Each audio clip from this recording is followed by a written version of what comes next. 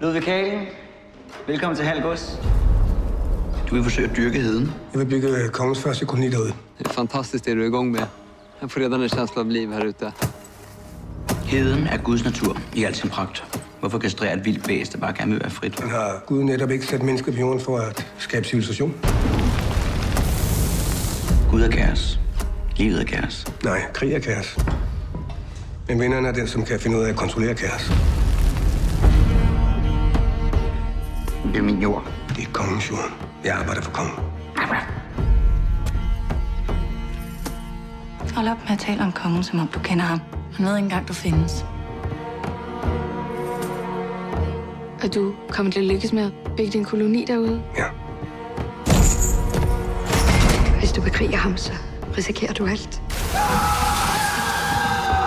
Schenkel stopper ikke, før han er vundet. Jeg har brug for det. Du vil bare have din adelige titel, så du kan mænge dig med de fine folk.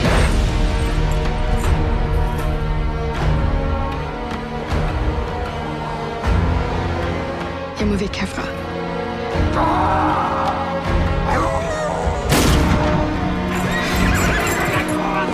Vi vill fan inte dö, för det är ett helt projekt.